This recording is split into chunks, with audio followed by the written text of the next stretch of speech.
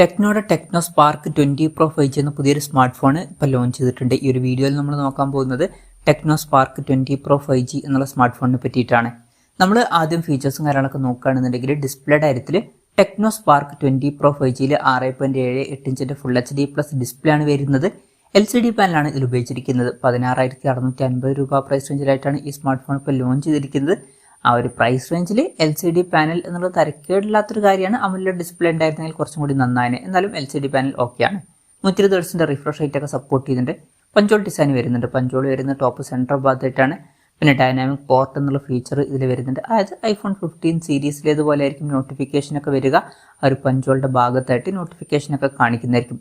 അപ്പോൾ display features മൊത്തത്തിൽ നോക്കുകയാണെന്നുണ്ടെങ്കിൽ ഈ ഒരു പ്രൈസ് റേഞ്ചിൽ അത്ര മികച്ചത് എന്ന് പറയാൻ പറ്റില്ല. എന്നാലും തരക്കേടില്ലാത്ത ഡിസ്പ്ലേ ഫീച്ചേഴ്സ് എന്ന് പറയാവുന്നതാണ്. Side mounted finger print sensor ഇതിൽ കൊടുത്തിട്ടുണ്ട്. ഈ ഒരു ഫോണിന്റെ തിക്നെസ് വരുന്നത് 8.29 mm ആണ്. പിന്നെ വീഗൻ ലെതർ ബാക്ക് ബോർഡിങ് കാര്യങ്ങളൊക്കെ ഇതിൽ വരുന്നുണ്ട്. ഈ ഫോണിന്റെ ഗ്ലോസി വൈറ്റ്, നിയോൺ ഗ്രീൻ, അതുപോലെ തന്നെ സ്റ്റാർ ട്രെയിൽ ബ്ലാക്ക് എന്നീ കളർ വേരിയൻസ് ആണ് ഇപ്പോൾ ലോഞ്ച് ചെയ്തിരിക്കുന്നത്. പ്രോസസ്സറിന്റെ കാര്യം പറയുകയാണെന്നുണ്ടെങ്കിൽ MediaTek Dimensity 6080 എന്ന പ്രോസസ്സർ ഈ ഫോണിൽ കൊടുത്തിട്ടുണ്ട്. 16,650 രൂപ പ്രൈസ് റേഞ്ചിൽ ഇത് അത്ര ബെസ്റ്റ് ആയിട്ടുള്ള പ്രോസസ്സറാണ് എന്നൊന്നും പറയാൻ പറ്റില്ല. എന്നാലും തരക്കേടില്ലാത്തൊരു ആവറേജ് ആയിട്ടുള്ള പ്രോസസ്സർ എന്നൊക്കെ പറയാവുന്നതാണ്. അപ്പം ആവറേജ് ആയിട്ടുള്ള ഒരു പ്രോസസ്സറാണ് ഇതിൽ വരുന്നത്. 5G സപ്പോർട്ടും കാര്യങ്ങളൊക്കെ വരുന്നുണ്ട്. പിന്നെ ബേസ് വേരിയന്റിൽ തന്നെ 8 GB റാമും 256 GB ഇന്റർണലൊക്കെ വരുന്നുണ്ട്.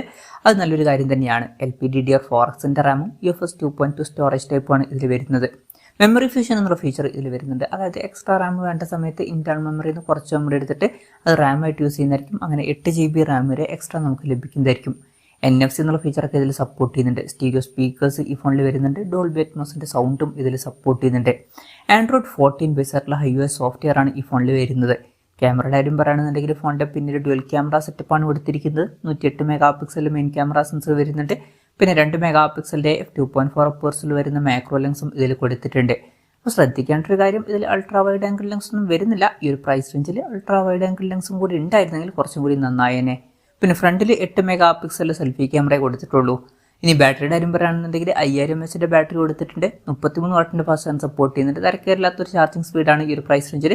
പിന്നെ Type-C ചാർജിംഗ് പോർട്ടും കൊടുത്തിട്ടുണ്ട്. അപ്പോൾ തരക്കേടില്ലാത്തൊരു ബാറ്ററി സെറ്റപ്പും കൊടുത്തിട്ടുണ്ട് എന്ന് പറയാവുന്നതാണ്. അപ്പം ഇതൊക്കെയാണ് ഫീച്ചേഴ്സിനെ പറ്റി പറയാനുള്ള കാര്യങ്ങൾ. പിന്നെ ഈ ഒരു സ്മാർട്ട് ഫോൺ ഇപ്പം ഇന്ത്യൻ മാർക്കറ്റിൽ ലോഞ്ച് ചെയ്തിട്ടില്ല. ഇപ്പോൾ ഗ്ലോബൽ മാർക്കറ്റിലാണ് ഈ ഫോൺ ലോഞ്ച് ചെയ്തിരിക്കുന്നത്.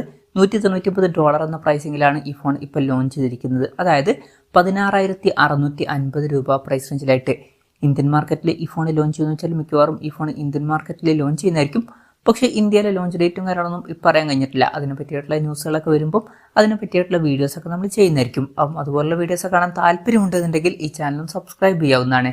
പിന്നെ ഇന്ത്യയിൽ ലോഞ്ച് ചെയ്യുകയാണെന്നുണ്ടെങ്കിൽ വില ഇത്രയും കൂടുതൽ വന്നോളം എന്നുമില്ല. ഇന്ത്യയിൽ കുറച്ചും കൂടി കുറഞ്ഞൊരു പ്രൈസ് റേഞ്ചിൽ ഈ ഫോൺ ലോഞ്ച് ചെയ്തേക്കാം. അപ്പോൾ നമ്മുടെ ഒരു എക്സ്പെക്ടേഷൻ പറയുകയാണെന്നുണ്ടെങ്കിൽ ഈ ഫോൺ ചിലപ്പം ഒരു 12,000-13,000 രൂപ പ്രൈസ് റേഞ്ചിലൊക്കെ ആയിട്ട് ഇന്ത്യൻ മാർക്കറ്റിൽ ലോഞ്ച് ചെയ്തേക്കാം. കൺഫർമേഷൻസ് ഒന്നുമില്ല, ജസ്റ്റ് നമ്മുടെ എക്സ്പെക്ടേഷൻ പറഞ്ഞു എന്നേ ഉള്ളൂ.